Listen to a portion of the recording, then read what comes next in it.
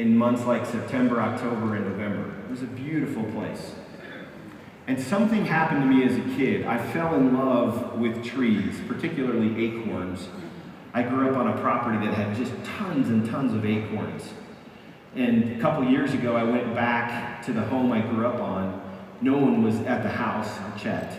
And I went in the yard and I gathered a whole bunch of acorns. And I packed them up. And I put them in jars for each of my siblings for Christmas. And I gave them a jar of the acorns from our home where we grew up as little kids.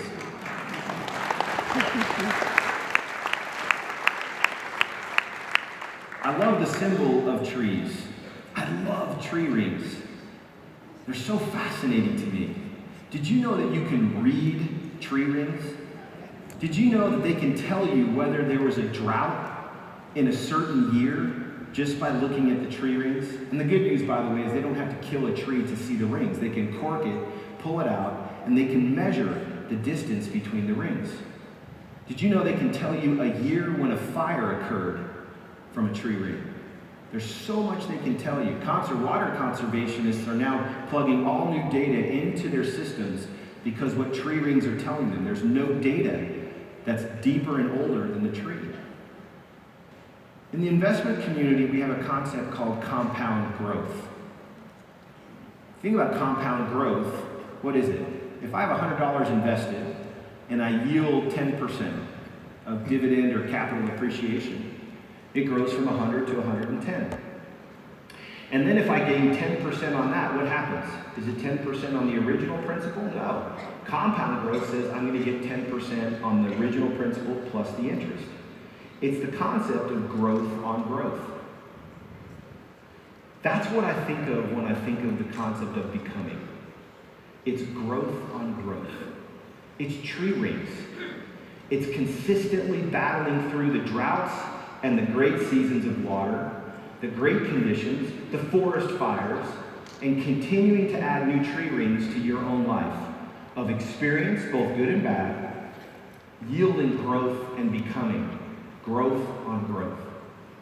There's a gentleman by the name of Douglas Malloch, who was known as the lumberman's poet. He used to write poetry mostly dealing with the forest and trees. He wrote the state song for the state of Michigan many years ago. This is another poem my mom challenged me to remember. It's called Good Timber. It says, "The tree that never had to fight for sun and sky and air and light, but stood out in the open plain and always got its share of rain, never became a forest king, but lived and died a scrubby thing. The man who never had to toil to gain and farm his patch of soil, who never had to win his share of sun and sky and light and air, never became a manly man, but lived and died as he began."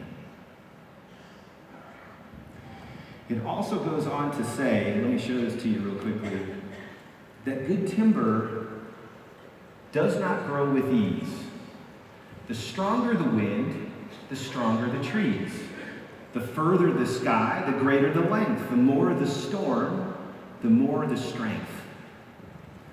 By sun and cold, rain and snow, in trees and men, good timbers grow. Where thickest lies the forest growth, we find the patriarchs of both, and they hold counsel with the stars, whose broken branches show the scars of many winds and much of strife. This is the common law of life. We all have to recognize that it's not just become, by the way. If you can give me a chance, I'll add this to it. The outcome is overcome. The outcome is overcome, then become, and then income. That's the play on words that I like to think about. Do you agree?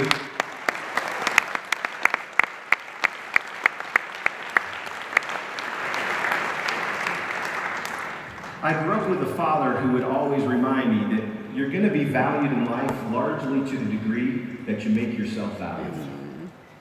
What a great, great concept. You're going to be valued in life to the degree that you figure it out and make yourself valuable. Don't expect it to come to you. Read the context of your situation. Absorb information. Take ownership for your own growth and development. Make yourself more valuable. And when you do, you will be valued. Don't run around crying somebody dealt you a bad hand of cards. Nobody values me here. Make yourself valuable.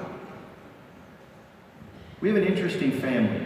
We've always kind of liked poems and quotes, so much so that my brother John began compiling them as a young man.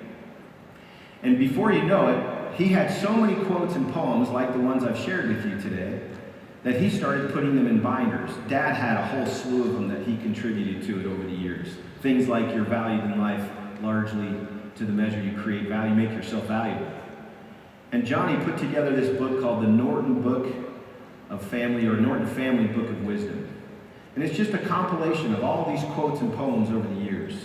I encourage you to spend some time thinking about words that inspire you, that create context for you, because it's an important part of what you can do and accomplish. Think of believe, belong as being underground, the root system, right? When you believe in each other, you have a good, solid root system. It's not something you see, right? But believing in yourself is not always the easiest thing to see. But the becoming is what it yields. That's the fruit. And when you think of yourself as a lone tree, maybe you're your own tree, I want you to remember that ASEA is a forest, a huge forest of people that want you to succeed. Hundreds of people now in the home office that want you to succeed. People up front here that are willing to share their best experience in a breakout session, regardless of how that yields back to them. They want to share the success principles for you to grow and have the tree rings of your own growth. Now, you don't really think about these things as linear. I think about them as a circle. They're a really cool circle because when you believe, you belong, you become. What happens to belief? You achieve a certain level, right? And your belief changes. You're like, I got this. I've done this before. This is like a spiral staircase that keeps going up and up and up. Believe, belong, become, you keep growing and developing. If you feel stuck, by the way, I can pinpoint you on a you are here map here. Is your belief in yourself low? Do you not feel the belonging? This is Roger Bannister. Does anyone know what he did? This guy broke the 4-minute mile record in 1954, as I recall. And for 70 years, people have been trying to run 1 mile in less than 4 minutes. And you know what they started to say? Cannot be done. Sports psychologists, physiologists, doctors, exercise guys, all of them said, you know what, they've tried everything. In fact, they said, if it was going to be done, it had to be done on a perfect day with the perfect wind conditions in front of a huge crowd pumping the person up. And then Bannister, a medical student who liked to run, went out and did it in front of a few thousand people on a really rainy, cold day in England. You know how many days it took for someone else to break the 4-minute barrier after he did this? Any guesses? It took 46 days for a guy out of Australia by the name of Landy to do the same thing. So you had 70 years of people trying to do this from the late 1800s to 1954.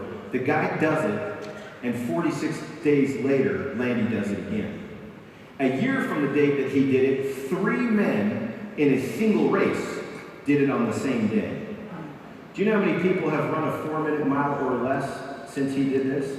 Over 1,000 people have done it. The reason I tell you this is because the believing part, I watched an interview from Bannister before he died, and he said, this was simply nothing that people just didn't believe. I just believed it could be done. So you can see the interrelationship with this. Now, I'm almost done. I want to share a few last concepts with you. This is Thomas Watson from IBM. He was the chairman of IBM for 40 years. He was the chairman and CEO for 4 full decades, and is credited for pushing IBM into its greatest era. I want you to read this quote with me. This is a remarkable quote. He says, the real difference between success and failure in a corporation can very often be traced to the question of how well the organization brings out the great energies and talents of its people.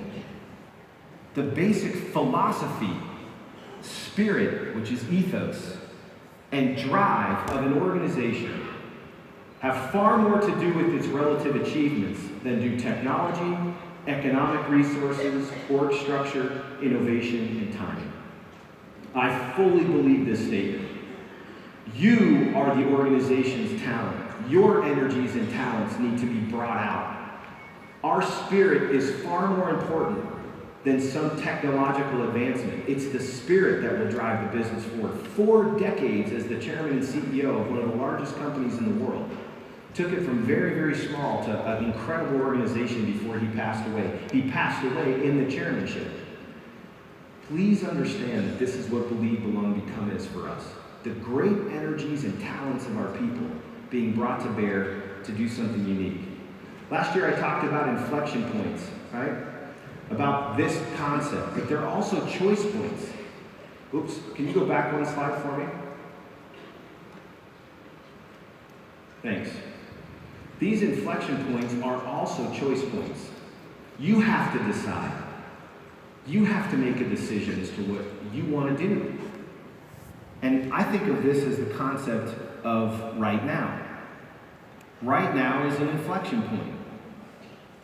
So here's the question. What will you choose to do with it? Last year I posed the question, what happened at ASEA's global convention in Dallas-Fort Worth? And then I said, probably the right thing to ask yourself is what happens after? What are you going to do? You need to make a decision right now. Decide right now what rank you're going to be at next year's convention in Las Vegas. Decide right now. Decide right now that you're going to go back and engage in daily activities, the small and simple, consistent things, activities that will yield success. Decide now. Decide right now you're going to leave your sister alone who won't take the product. Leave her alone. And start looking for others. There are so many people in this world that want this product. Why are we spending time trying to change their eye color? Leave them alone. Speak and campaign from a point of conviction about what you have, and then honor people's agency. Honor their ability to choose. They will be surprised when you respect their agency. And they'll actually be drawn to that because it's counter to what they expect. Say what you know to be true and what you've felt and learned here, and invite someone to consider it, and then leave them alone and move on to another one. Quit trying to change people. Decide right now that you're going to be a high active person. Decide right now that you're going to be a member of the $1 Million Club. I don't care how long it takes. Decide right now. I've taught that decision comes from the same word as incision. And what is incision? To cut. Decide comes from the same word as homicide. It means to kill. You have to cut and kill some things out of your life. Maybe Netflix, just saying. You got to take some stuff out of your life, but decide. Decide what you're going to do with your time and energy to move yourself forward. Now, a few years ago, I wrote and produced a song called Right Now. And I'm going to guess a good chunk of you have not heard that song. Some of you have. And I want to read these lyrics and end with the song, because they really are almost more relevant today than they were in 2012 when we rolled it out. So let me just read these lyrics with you, and then I'll close with the song and one last comment. The first verse says, so much can change in just a moment. Now what do I mean by that? You've been here. You've had the spark and the fire within lit. One moment here where you said, I'm doing this.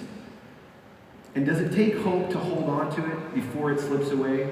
You're going to get on a plane and go back, and there's going to be piles of laundry and family members that aren't supportive and any number of challenges. You're going to get back, and maybe that moment is going to slip. Now, we're all a part of one another. We feel a spark going right back to what Justin was saying as we discover the moment is ours, and it's here. The chorus of this song has Believe, Belong, Become it. Right now, it's in our hands. We can believe in right now. Everything you've seen here is real right now. Right now, we're right where we belong. So find out who you are as you reach for all you can become. You'll never know who you are until you reach. And do it right now. Look, life won't rewind. It won't fast forward. This is the time, so live every moment as if it were the last. And then the chorus again. Now the bridge. Be the one. Take a hand. Lift a heart. Help each other stand. And then we'll all stand up together. Notice these last two choruses. Please pay attention. They matter to me. I agonized over these lyrics. I wanted people to think about this. Right now, we can believe in right now. We're right where we belong. Find out who you are as you reach for all you can become. This is why we are here right now. And the last verse has a slight change. I hope you'll notice it. We can believe in right now. Find out who you are as you reach to lift and love someone. You will see all that you have become. There is no disconnecting becoming and belonging. There is no disconnecting of lifting and serving each other and being the best you can be. They are the same. Now, I'd like to play the song for you, but before I do, I have to dedicate this song to someone in this room. She's super special. She came up to me a couple days ago at the very first day of this convention, and her name is Dita.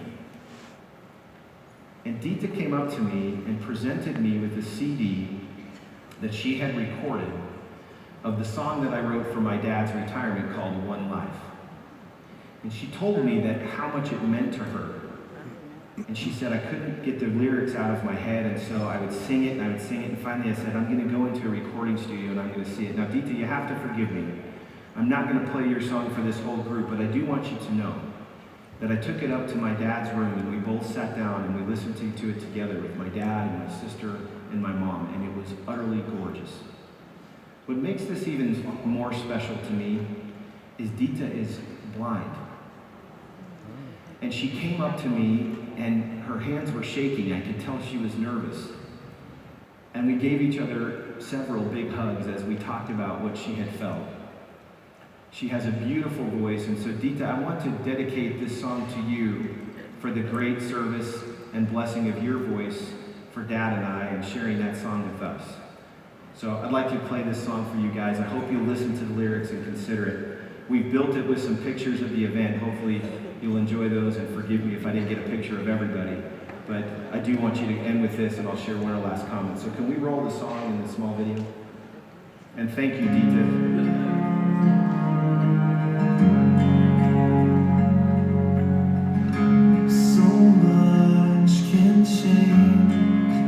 Just a moment, sometimes it takes hope to hold it.